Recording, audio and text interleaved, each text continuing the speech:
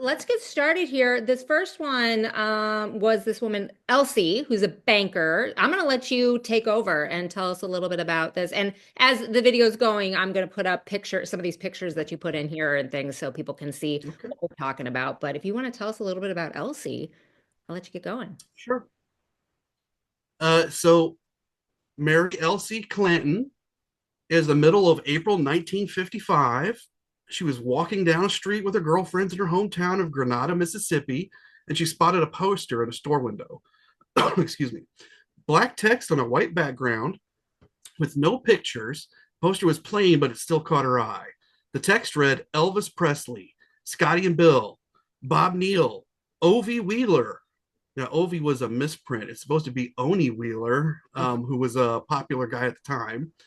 Personal appearance show, American Legion Hut, Wednesday, April 20th, 8 p.m., 50 cents and 75-cent admission. Can you imagine? Isn't that great?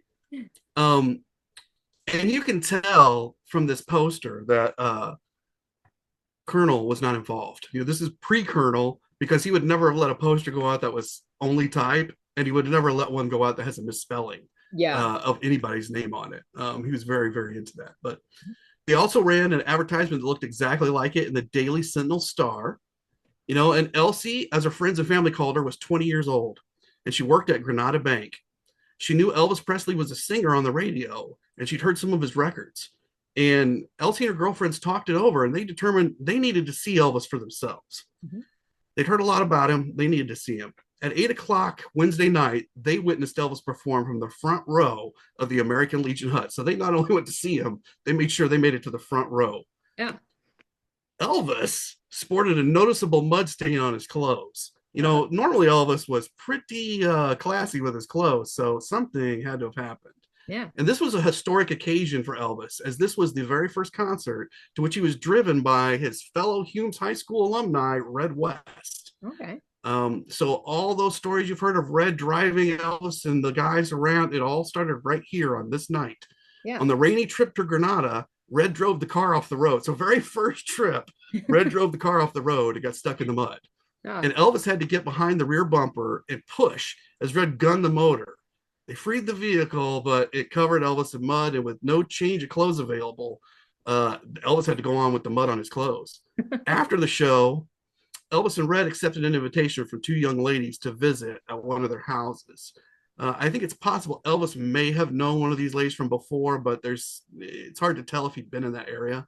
sure. But where they stayed a short time, and then they went to a nearby cafe before beginning the long drive back to Memphis. And while they were eating their sandwiches, Elvis was confronted by two unhappy local males, which is kind of a common occurrence for Elvis in Yeah. that time. That's a lot.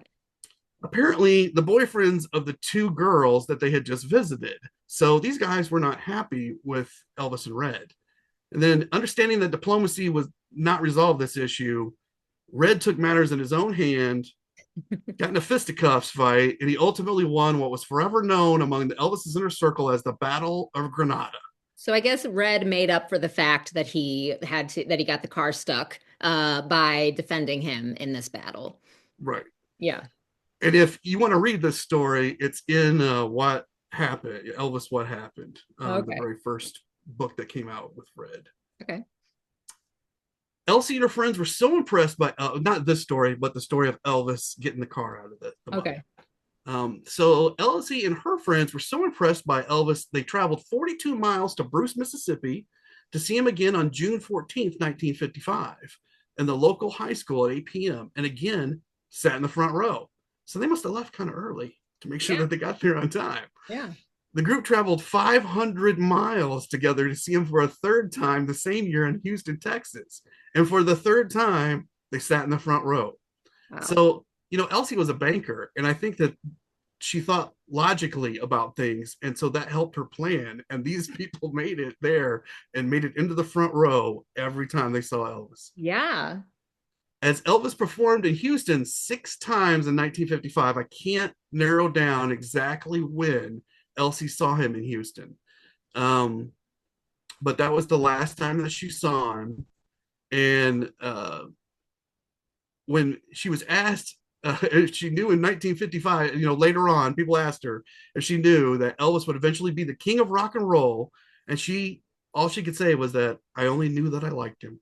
Yeah, right. He had that magnetism to him. Like people just knew and flocked to him. So I would definitely travel 500 miles to see Right. So I've him. one time traveled 500 miles to see him. I love this story. I think that it's so great that she was kind of a groupie and, an early on groupie and was traveling all over to see him. And that it's a really great instance of, the boyfriends getting angry over Elvis and somebody needing to defend him, though he could very much fight for himself, Mhm. that people were defending him. And it's such a simple story, but there's so much packed into it, you know? And just to finish it off, she continued to work at Grenada Bank and she retired there as a branch manager. So she worked there her entire life.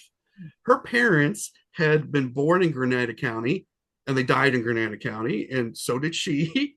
And she attended Gore Springs Baptist Church. Must have been very important to her because she attended her entire life. She married a Korean War veteran named Everett Clayton Hood. She had two sons and a stepdaughter, and she had seven grandchildren.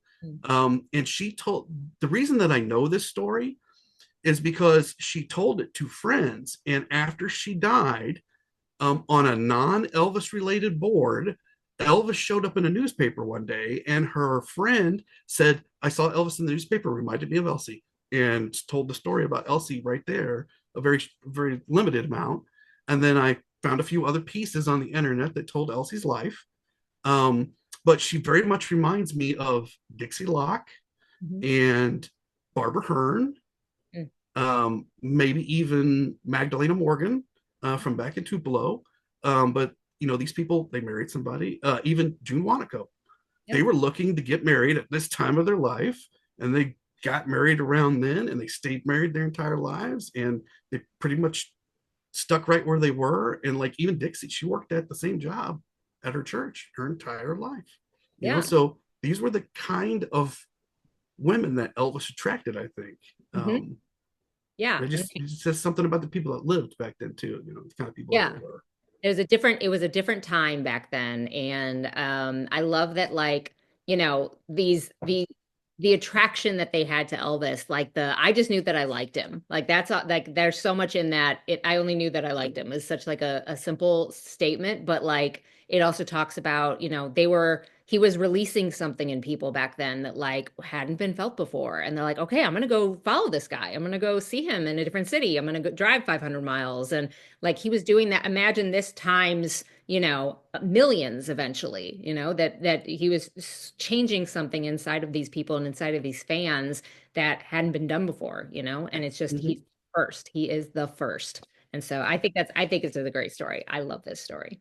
And you remember June Wanako drove to see him in Memphis. So her and her girlfriends made that trip to see Elvis. So Yeah. these they really loved Elvis then. And Something to about women at this age and that time, they couldn't get enough of him.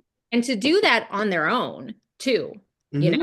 like single women in their There early were no interstates. They're no driving on these interstates, highways. driving Right. by themselves to go see Elvis, like was I'm sure is I don't unheard. think there were even automatic cars.